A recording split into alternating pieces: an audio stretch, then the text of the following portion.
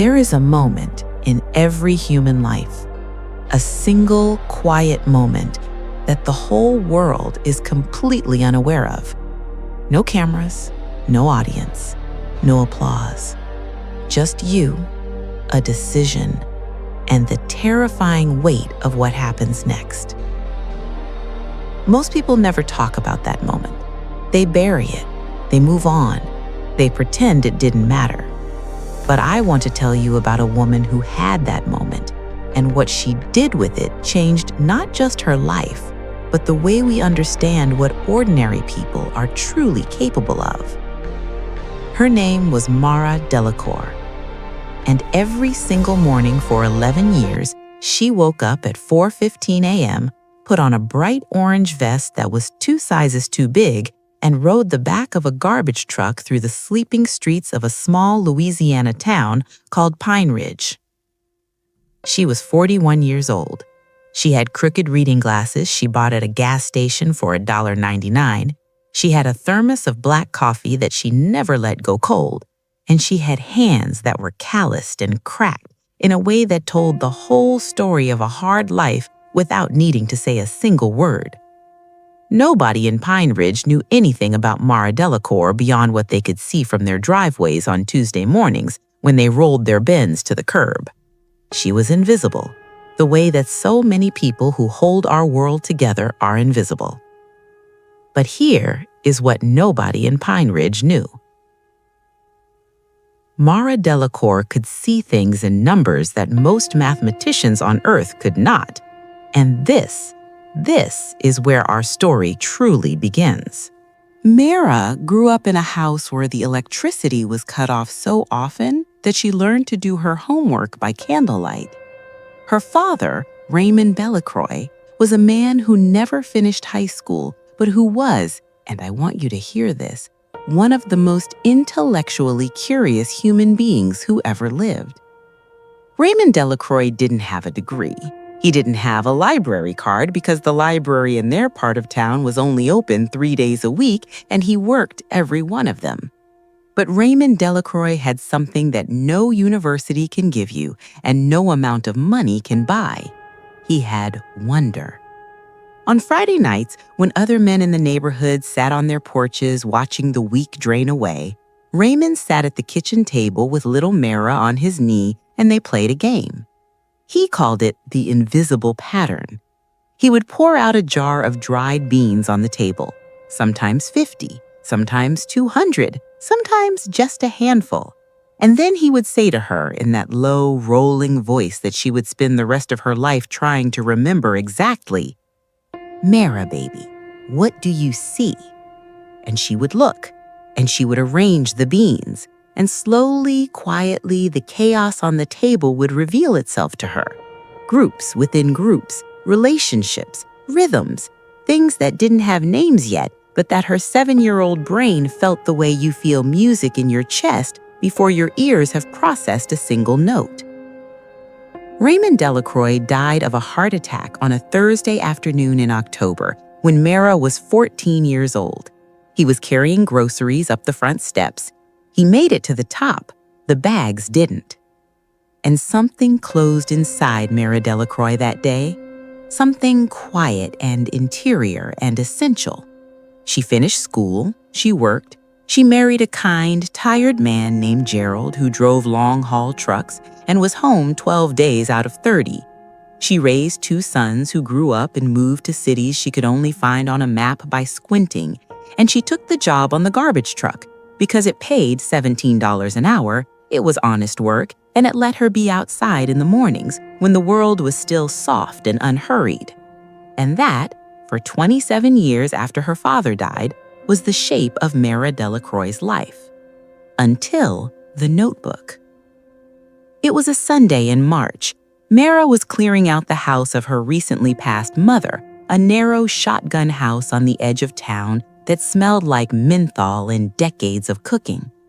She was working through a closet in what used to be her parents' bedroom when she found a shoebox that had been taped shut with electrical tape that had long since turned brittle and brown. Inside the box were 3 things: a photograph of her father as a young man, maybe 19, grinning with the unguarded joy of someone who doesn't yet know what the world has in store for him. A letter he'd written to her mother that Mara folded back up immediately because some things are not meant for daughters' eyes. And a notebook, a composition notebook, black and white marbled cover, 60 pages, filled from cover to cover in Mara Delacroix's careful looping handwriting. Mara sat down on the floor of that closet and she began to read. Her father, she discovered, had spent years quietly obsessed with a mathematical problem, not a famous one, not a problem with a prize attached to it or a committee watching it, a problem he had stumbled across in a library book he'd borrowed from a coworker in 1979. A problem about the distribution of prime numbers and whether there existed a pattern, a deep hidden structural pattern within what most people assumed was beautiful, impenetrable chaos. Mara Delacroix had no formal training. He didn't know the proper terminology. He invented his own symbols. He drew diagrams in the margins that were half mathematical notation and half something that looked like the kind of art you make when you're trying to draw a feeling. But he was onto something. Mara could feel it, the way you feel a song you've heard 1,000 times but suddenly hear differently, every familiar note landing in a new place. She took the notebook home. She put it on the kitchen table. She looked at it for 3 days without touching it. And then, on the 4th day, she made a second cup of coffee. She sat down. She opened the notebook to the first page, and she picked up a pen. Now, I need you to understand something about what happened next, because this is the part of the story where people sometimes say, "Oh, so she was secretly a genius all along." And that framing, while compelling, actually misses what was really happening. Mara Delacroix was not secretly a genius the way you're thinking. She was something more interesting than that.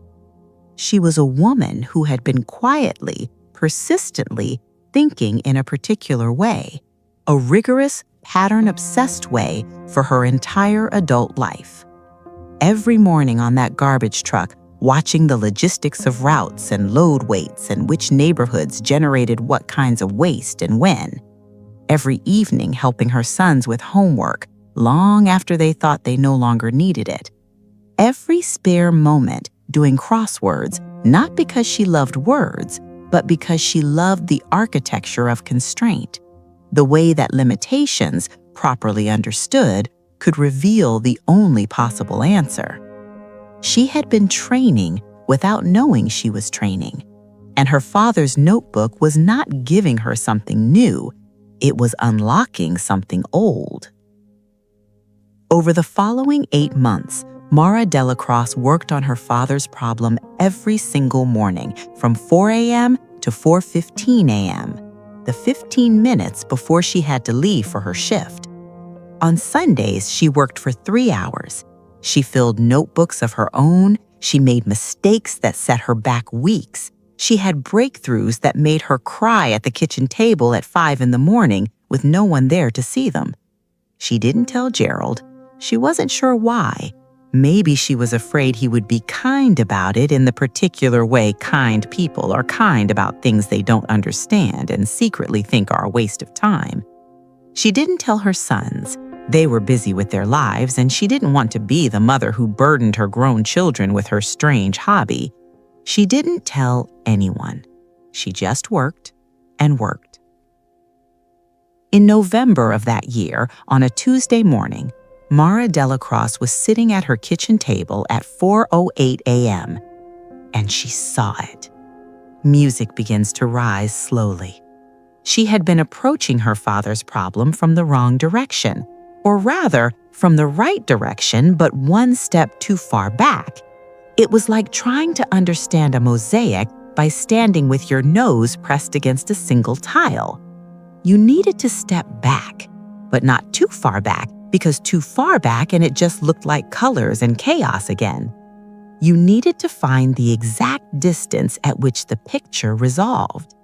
And in that moment, at 4:08 a.m. on a Tuesday in November, staring at 3 pages of her own calculations, and one page of her father's 30-year-old handwriting, Mara Delacroix found that distance. She saw the pattern, not just a pattern, the deep structural truth her father had been reaching for, a relationship between prime numbers and a specific recursive geometric sequence that, when properly expressed, predicted the distribution of primes with a precision that existing models could not match. It wasn't a proof in the formal mathematical sense. Mara didn't have the training to construct that kind of architectural certainty, but it was a map. A clear, devastating, beautiful map of territory that the mathematical world had been trying to chart for over a century. She put down her pen. She sat very still. Outside, through the kitchen window, the sky was beginning to lighten from black to the particular shade of dark blue that only exists for about 11 minutes before dawn. And Mara Delacroix thought about her father sitting at a kitchen table just like this one, beans spread out in front of him, asking her what she could see. She closed the notebook. She got up, she put on her orange vest, she picked up her thermos, and she went to work. Now, I know what you're thinking. You're thinking she took the notebooks to a university, right? She found a professor, she got recognized, she won something. There's a building named after her somewhere. And I'm going to ask you to sit with me for a moment in the discomfort of a story that doesn't go that way. Because what Mara Delacroix did next is the part that I think matters most, more than the discovery, more than the mathematics, more than any of it. She went home that evening, she made dinner, she called Gerald, who was somewhere in Texas with a trailer full of industrial piping. She watched an hour of television, she went to bed, and the next morning she got up at 4 a.m. and she sat at the kitchen table and she opened the notebook again. Not to revisit the discovery, not to admire it, to go further. Because it turned out that the pattern she had found was not a wall, it was a door. And on the other side of that door was a corridor. And at the end of that corridor was another door. And Mara Delacroix, who had been thinking her whole life in ways she never had words for, found that she could move through those doors in a way that felt, and this is how she would later describe it, like breathing, like something she had always known how to do, but had never before had the space to do fully. For the next 2 years, she continued to work in secret. She filled 11 more notebooks. She mapped a mathematical territory so vast and so detailed and so rigorously constructed that it represented, by any reasonable measure, one of the most significant contributions to number theory in a generation. And she told no one. The story came out, as these stories always do, sideways and accidentally. Mara's younger son, Darius, came home to visit for his grandmother's memorial service, the annual one the family held each March. He was a software engineer, analytical, quiet, the kind of person who notices things. He found one of his mother's notebooks sitting open on the kitchen counter. He picked it up, he looked at it for a long time. He turned pages, he held it closer, he set it down and picked up another one. And then he said, very carefully, the way you speak when you're not sure the ground beneath you is solid, "Mom, what is this?" And Mara, who was standing at the stove making red beans and rice, didn't turn around for a moment. She just stirred. And then she said, "It's something your grandfather started." Darius Delacroix was not a mathematician, but he was smart enough to know that what was in those notebooks was not the work of a hobbyist. He photographed 12 pages with his phone and, without telling his mother, sent them to a former college professor of his who had gone on to work in applied mathematics at Louisiana State University. The professor's name was Dr. Celeste Fontaine. Dr. Fontaine looked at the photographs and, according to Darius, who told this story at every opportunity for the rest of his life, put her phone down, picked it up again, looked at the photographs again, put it down again, and then called Darius and said very quietly, "Where did these come from?" 2 weeks later, Dr. Celeste Fontaine drove 3 hours to Pine Ridge, Louisiana. She sat at Mara's kitchen table, the same table where the beans had been laid out 40 years ago, where the notebooks had been filled in the dark before dawn, and she spent 4 hours going through the work. When she finished, she took off her glasses. She looked at Mara and she said, "Do you understand what you've done here?" And Mara Delacroix, who understood perfectly well what she had done, looked back at her and said, "I understand what my father started." What followed was, from the outside, the part of the story that looks like a triumph, and it was. Dr. Fontaine worked with Mara over the following 18 months to formalize the work, to dress Mara's intuitive framework in the proper mathematical language needed to present it to the academic world. It was painstaking and sometimes frustrating for both of them. Mara had invented her own notational system that was elegant but entirely non-standard. Dr. Fontaine had to learn it before she could translate it. But they got there. The paper, co-authored by Mara Delacroix and Dr. Celeste Fontaine, was submitted to the Annals of Mathematics in the spring. The response from the peer review community was, for academic standards, extraordinary. Words like remarkable and unexpected, and from one reviewer who clearly had a flair for the dramatic, a perspective that seems to come from somewhere entirely outside the usual training. The paper was published, it was celebrated. Mara Delacroix was invited to present at a conference in Montreal. She borrowed a blazer from her neighbor, bought a new pair of reading glasses, these ones cost more than $1.99, and flew on a plane for the first time in her life. She stood at a lectern in front of 300 mathematicians, and she was terrified, genuinely physically terrified. Her hands were shaking, her voice when she began to speak was too quiet. And then a strange thing happened. A man in the third row, a German mathematician named Heinrich Brauer, who was, according to everyone who knew him, famously and constitutionally incapable of visible emotion, leaned forward in his seat. Mara saw him do it, and something settled in her. She cleared her throat. She started again, louder this time, with the same unhurried, deliberate clarity of a woman who has been thinking carefully for a very long time and is simply now, finally, thinking out loud. She spoke for 47 minutes. When she finished, there was a pause, the kind that academic audiences only produce when they are genuinely unsure whether to applaud or simply sit in silence with something for a while. Then Heinrich Brauer began to clap, and the room followed. Mara Delacroix flew home to Pine Ridge. She went back to work the next morning. She wore the same orange vest. She carried the same thermos. And that, right there, is the thing I most want you to understand about this story. Because a lot of people, when they heard about Mara Delacroix, wanted to frame her story as a story about hidden potential finally released, a story about a system that failed a brilliant woman and how she overcame it, a story about late-blooming genius. And those stories are true, but they're not the whole truth. The whole truth is more interesting and more important.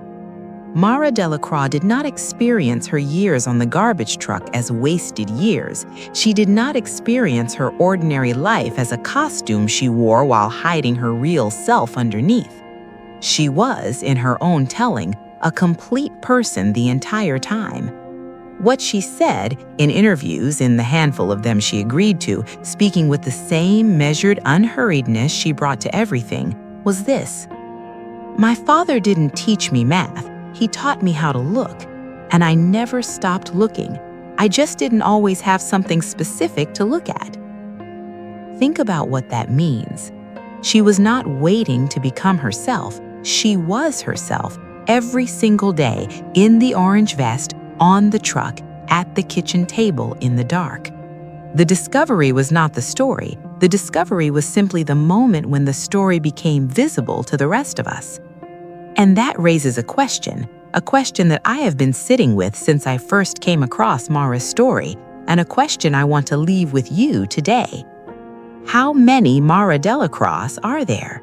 How many people are moving through this world carrying something extraordinary, something built quietly, carefully, over decades of looking and thinking and wondering, and the only reason we don't know about it is that nobody thought to look inside the shoebox? I want to tell you about 3 conversations Mara had in the years after the paper was published. because these three conversations are, I think, the hidden heart of her story. The first was with a reporter from a regional newspaper who asked her, "If you could go back and do it differently, get a proper education, pursue this academically from the start, would you?"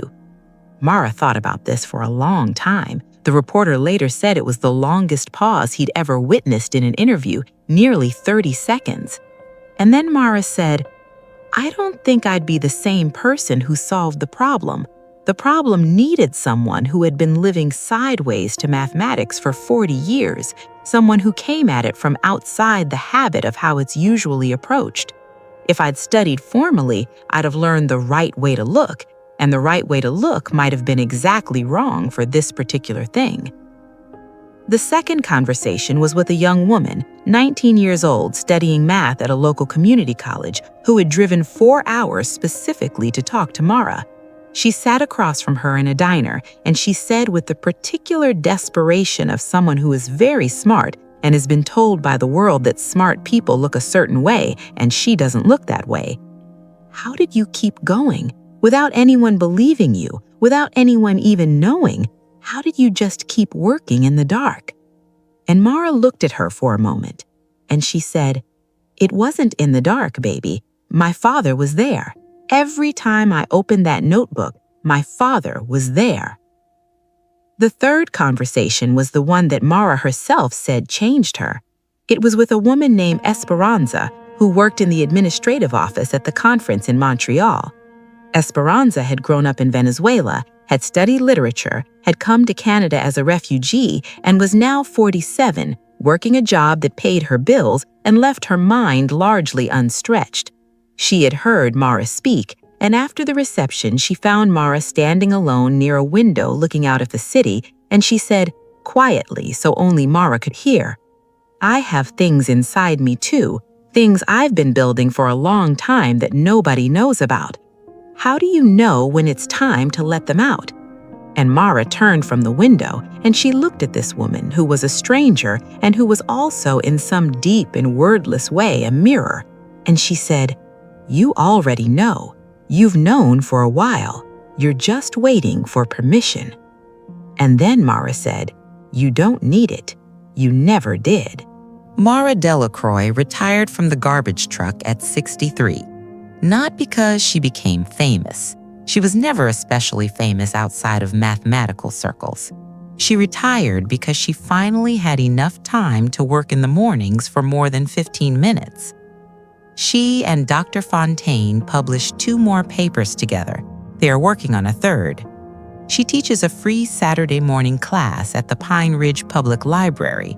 Not a math class exactly, but a class she calls Pattern and Wonder, which is attended by an assortment of adults ranging from a 16-year-old who is already extraordinary and knows it, to a 73-year-old retired electrician who came because he misread the flyer and thought it was about woodworking patterns and then stayed anyway because something about the first session reminded him of something he hadn't thought about in 50 years.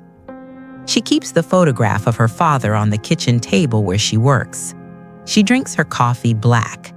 She gets up every morning and she asks herself the question her father used to ask her when the beans were spread out across the table and the night was all around them and the whole world was theirs for the wondering. What do you see? I've been thinking about Mara Delacroix for a long time, and I keep coming back to one particular thing she said in the only long interview she ever gave, a 3-hour conversation with an independent journalist that was published in a small literary magazine that maybe 12,000 people read. She said this, "I think we are a species that has decided somewhere along the way that the extraordinary is supposed to be obvious, that genius announces itself in childhood, that talent rises naturally, that if you are truly meant for something, the world will recognize it without you having to fight. And because of that belief, we have left a staggering amount of human capability sitting in shoe boxes, on shelves, in closets, in ordinary houses, on ordinary streets, not because the people with that capability are hiding, but because nobody ever asked the right question. Nobody ever sat down across from them and said, "What do you see?" What do you see? Not what have you achieved, not what can you prove, not what degree do you hold or what title have you earned or what stage have you been given permission to stand on. What do you see? Because I genuinely, deeply believe that most people alive right now are carrying something built over years of living and watching and wondering, something that exists not in spite of the ordinary texture of their lives, but because of it, because of all the mornings on all the trucks in all the towns, because of all the quiet tables and all the cold coffee and all the problems nobody thought to tell them were worth solving. And I believe that the thing standing between most people and that thing is not ability, it's not time, it's not resources, it's not opportunity. It's the soft, persistent, culturally reinforced lie that the kind of person who matters, the kind of person who discovers and creates and contributes, that person is someone else. Someone who started earlier, someone who was recognized sooner, someone who had the right teacher or the right school or the right number of Twitter followers who were already paying attention. That lie is very old and very comfortable, and it has cost us more than we will ever fully know. Mara Delacroix poured beans on a kitchen table and asked her daughter what she saw. He didn't ask her how confident she was. He didn't ask her if she had the right answer. He didn't ask her if she'd done this kind of thing before. He just asked her what she could see. And she looked, and she saw. Here is what I want to ask of you today. Not to subscribe, though I hope you will. Not to share this video, though I hope it reaches someone who needs it. What I want to ask is simpler and harder than either of those things. I want you to ask yourself, tonight or tomorrow morning before the day takes hold, what is the thing you have been building quietly for longer than you've admitted that you haven't let out yet? What is sitting in your shoebox? What is the problem you have been circling with your own handwriting and your own invented symbols and your own way of seeing that you have been telling yourself doesn't count because you didn't come at it the right way? And I want you to sit with the answer. Not to perform it, not to immediately decide what to do with it, just to acknowledge it. Because the truth is, and Mara Delacroix is only one of 1,000 proofs of this, the truth is that the thing you have been building in secret, in the dark, in the 15 minutes before the world needs you for something else, that thing is real. It is yours. It was built with your hands and your mind and your specific, unrepeatable, nobody else on earth has it way of seeing. And it is worth something. You don't need permission. You never did. Open the notebook. If this story moved you, if it made you think of someone or reminded you of something you've been carrying, I'd genuinely love to hear about it in the comments below. Not because engagement metrics matter, though they do keep this channel alive, but because stories answered by stories is how something important stays in motion in the world. If you know someone who needs to hear Mara Delacroix's story today, share this video with them. Just one person, the right one person. And if you want more stories like this, stories about the hidden lives of ordinary people doing extraordinary things in extraordinary ways, subscribe and hit the notification bell, because that is exactly what this channel is about. Thank you for spending 30 minutes with me and with Mara and with Raymond and his jar of beans and his notebook and his question. What do you see?